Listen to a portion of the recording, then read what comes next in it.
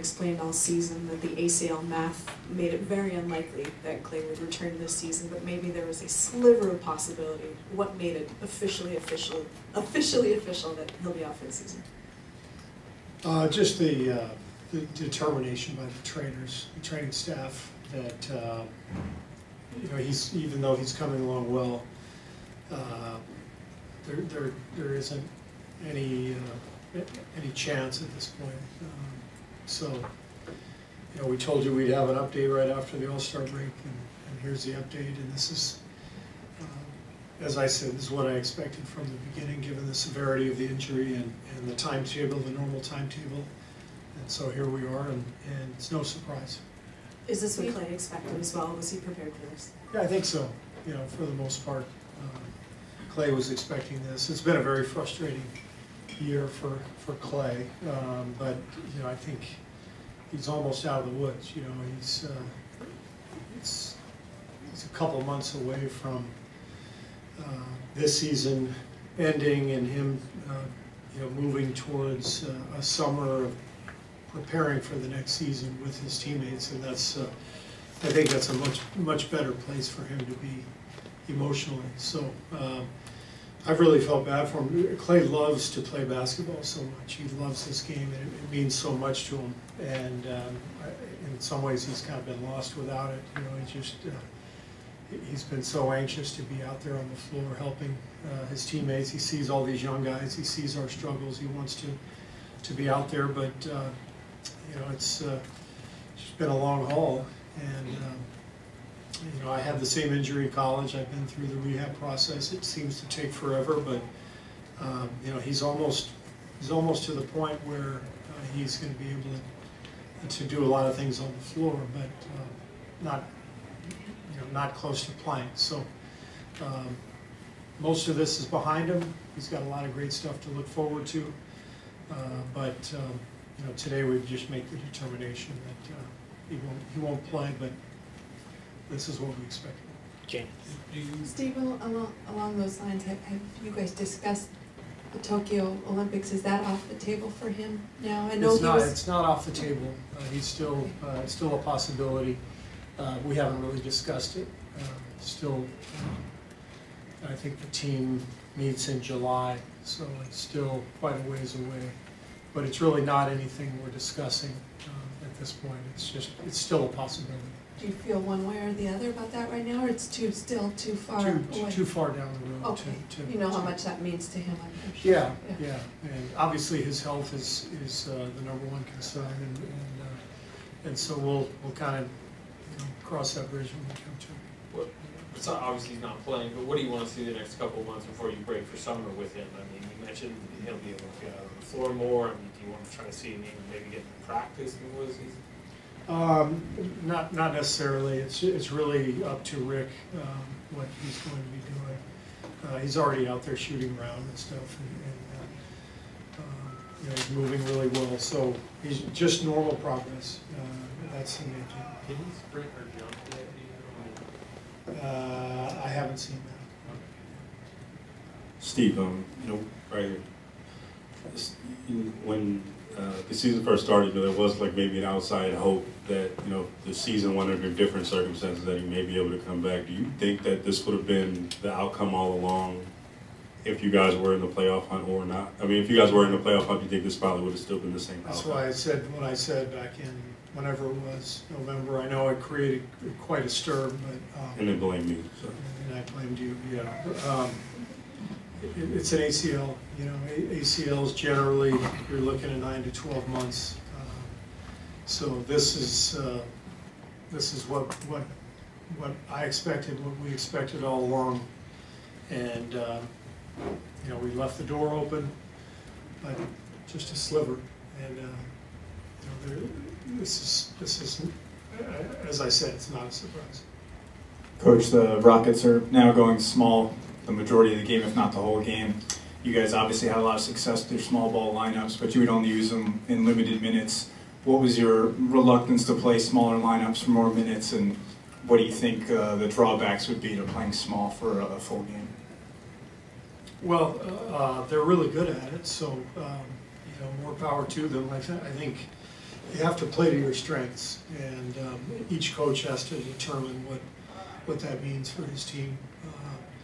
For us, it meant shorter bursts, 10, 15 minutes a game with Draymond at center. But it wasn't something we wanted to do a whole lot of, just because we've generally had very deep teams, and it could wear us down. But for us, it was a different equation. So Mike has his own team to look after, and they made a decision, and they're playing awfully well since the trade. So we know how good they are.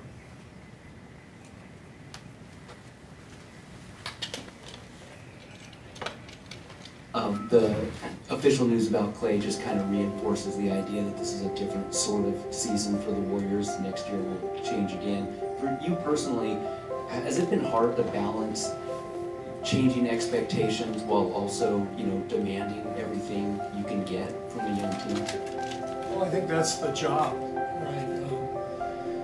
Every season is different, and the circumstances change, so you have to determine what's necessary, what's needed from the coaching staff. So our biggest job this year has been to try to maintain a healthy environment, a healthy culture for our players to feel every day, so that they can come in and enjoy the process and continue their development individually, and then carry that into next year. And so I've enjoyed this year. I mean, it's no fun losing, but I've enjoyed coming in, working with the young players, working with the staff every day. I've enjoyed coming in to Chase and hearing our fans. It's a totally different feeling, being the underdog, and our fans have embraced it.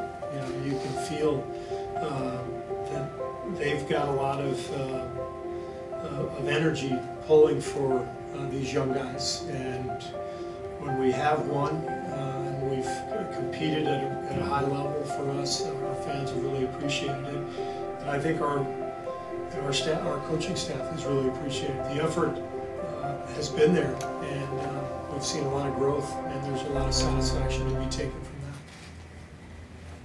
Well, as you said, the Rockets are playing to their strength with this kind of 5-out, almost small forward size guy at center. I'm wondering, how do you feel if that's the direction that the league is going overall? 5-out, all small ball, all the time? Well, I think there's always going to be a place for big guys. I think the job has changed quite a bit. There's fewer low post scorers, but I think guys who can rebound and block shots are still really important. What really changed was 10, 15 years ago was the 4-man was kind of eliminated. I don't think the 5-man is going to be eliminated, in this coming era that we're looking at. I still think everybody's going to need a guy in the middle to block shots, to clog the lane, to create some havoc. And what it means is you've got to have somebody, if you're going to play small, you've got to have somebody really good manning that 5 position, even if he's small. And that's why Draymond has been so important for us, among many other reasons. Steve, I don't know if the Bender 10-day contract is official yet. It's not official, but I guess it's out there, and that's it's trending that way. It's trending that way. You can see some similarities. Chris, high draft pick, didn't pan out there exactly. Even Wiggins in a different way. Is that a focus? You guys take some of these really, really top-line talents that maybe didn't quite work out? I mean, it's a 10-day, I know, but is that something you guys are talking about? Like maybe to see what we can do with these really premium talents? Well, I think this season is pretty unique, and given that we have this final 27-game stretch where we have a pretty unique roster situation, staying under the tax, meaning we're going to sign a series of 10-day guys. It makes sense to take a look at several players, and Bender's a really interesting prospect, just like Marquise was at the beginning of the year. I think sometimes you try to take a look at younger, talented players who maybe didn't pan out in the beginning for whatever reason, and give them a look. And so that's the idea here. I wouldn't put Andrew in the same Yeah, a little different. Yeah. Do you see Bender strictly, I mean, I don't know if he's going to play but much, but is he a center, strictly a center for you? I don't know him that well, to be honest with you. I mean, I know he can really stretch the floor, and that's his strength as a big guy who can shoot the ball. But I haven't watched him enough. I haven't watched tape on him yet. So this is the idea. We'll get a good look at him up close, see what he can do defensively, and that will probably determine where we play him. Is that it? Excellent. Great, thank you, appreciate that.